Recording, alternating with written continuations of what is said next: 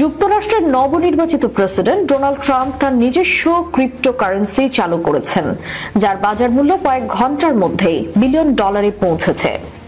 Trump নামে একটি মিম coin চালু করার ঘোষণা ডোনাল্ড ট্রাম্প শুক্রবার রাতে তার সামাজিক মাধ্যম প্ল্যাটফর্ম ট্রুথ সোশ্যালে দিয়েছেন। সোমবার ৪৭তম মার্কিন প্রেসিডেন্ট হিসেবে শপথ নেওয়ার আগে এটি তার নতুন উদ্যোগ।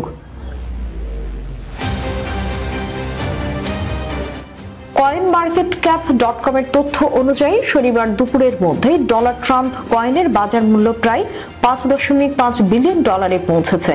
ট্রাম্প অর্গানাইজেশনের সহযোগী প্রতিষ্ঠান সিআইসি ডিজিটাল এলএলসি এই প্রকল্পটির সমন্বয় করেছে।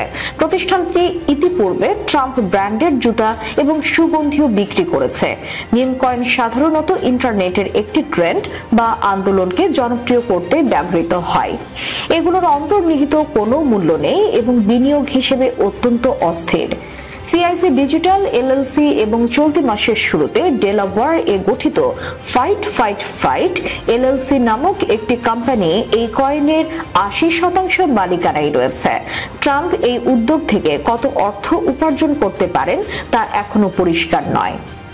কয়েনটির ওয়েবসাইটে বলা হয়েছে প্রাথমিকভাবে ২০০ মিলিয়ন ডিজিটাল টোকেন ইস্যু করা হয়েছে।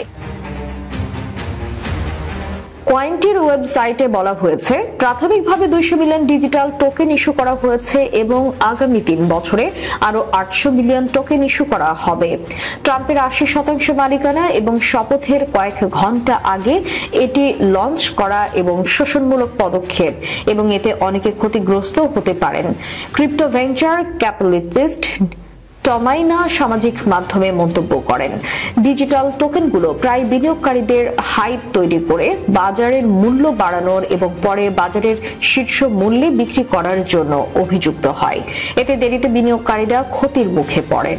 ট্রাম্প একসময় ক্রিপ্টোকারেন্সি নিয়ে সন্দিহান থাকলেও গত বছর ন্যাশভিলে একটি বিটকয়েন সম্মেলনে তিনি বলেছিলেন, আমেরিকা আমার নেতৃত্বে বিশ্বের ক্রিপ্টো রাজনীতি